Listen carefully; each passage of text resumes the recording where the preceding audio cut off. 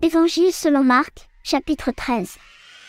Comme Jésus sortait du temple, un de ses disciples lui dit, « Maître, regarde quelle pierre et quel bâtiment. » Et Jésus, répondant, lui dit, « Tu vois ces grands bâtiments, il n'y restera pierre sur pierre qui ne soit renversée. » Et comme il était assis sur le mont des Oliviers, vis-à-vis du temple, Pierre, Jacques, Jean et André lui firent cette question à part, et lui dirent, « Dis-nous quand ces choses arriveront, et par quel signe on connaîtra que toutes ces choses devront s'accomplir ?» Alors Jésus, leur répondant, se mit à leur dire, « Prenez garde que personne ne vous séduise. Car plusieurs viendront, qui prendront mon nom, disant, c'est moi qui suis le Christ, et ils en séduiront plusieurs. Quand vous entendrez parler de guerre et de bruit de guerre, ne vous troublez point, car il faut que ces choses-là arrivent, mais ce ne sera pas encore la fin. Car une nation s'élèvera contre une autre nation, et un royaume contre un autre royaume, et il y aura des tremblements de terre en divers lieux, et des famines, et des troubles. Ces choses ne seront que des commencements de douleur.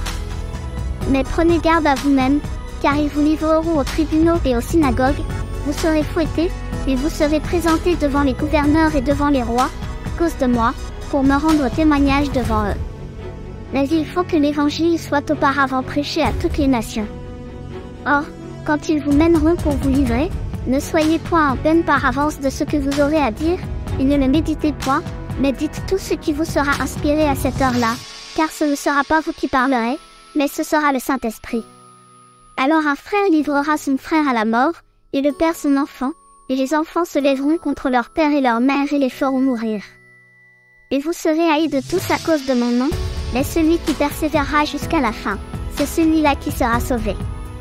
Or, quand vous verrez l'abomination qui cause la désolation, et dont le prophète Daniel a parlé, établie où elle ne doit pas être, que celui qui le lit y fasse attention, alors, que ceux qui seront dans la Judée s'enfuient sur les montagnes, et que celui qui sera sur la maison, ne descende point dans la maison, il n'y entre point pour s'arrêter à en emporter quoi que ce soit, et que celui qui sera au champ, ne retourne point en arrière, pour emporter son habit. Mais malheur aux femmes qui seront enceintes, et à celles qui allaiteront en ces jours-là. Priez que votre fuite n'arrive point en hiver. Car il y aura en ces jours-là une telle affliction, que, depuis le commencement de la création de toutes choses jusqu'à maintenant, il n'y en a point eu et qu'il n'y en aura jamais de semblable.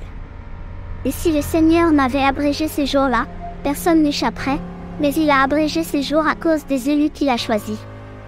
Alors, si quelqu'un vous dit, « Voici, le Christ est ici », il est là, ne le croyez point.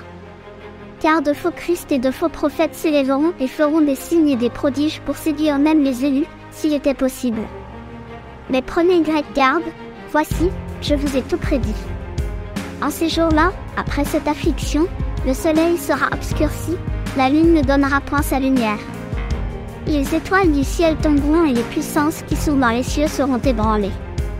Et alors on verra le Fils de l'homme venir sur les nuées, avec une grande puissance et une grande gloire. Et il enverra ses anges pour rassembler ses élus des quatre vents, depuis les extrémités de la terre jusqu'aux extrémités du ciel. Apprenez ceci par la comparaison d'un figuier, quand ses branches commencent à être tendres, et qu'il pousse des feuilles, vous connaissez que l'été est proche. Vous aussi de même, quand vous verrez que ces choses-là arriveront, sachez qu'il est proche et à la porte. Je vous dis en vérité, que cette génération ne passera point, que toutes ces choses n'arrivent. Le ciel et la terre passeront, mais mes paroles ne passeront point. Pour ce qui est du jour et de l'heure, personne ne le sait, non pas même les anges qui sont dans le ciel, ni même le Fils, mais seulement le Père. Prenez garde à vous, veillez et priez, car vous ne savez quand ce temps viendra. Il en est comme d'un homme qui, allant en voyage, laisse sa maison, et en donne la conduite à ses serviteurs, marquant à chacun sa tâche, et qui ordonne au portier d'être vigilant. Veillez donc, car vous ne savez pas quand le maître de la maison viendra, si ce sera le soir, ou à minuit, ou alors que le coq chante, ou le matin. De peur, qu'arrivant tout à coup, il ne vous trouve endormi. Or, ce que je vous dis, je le dis à tous, veillez.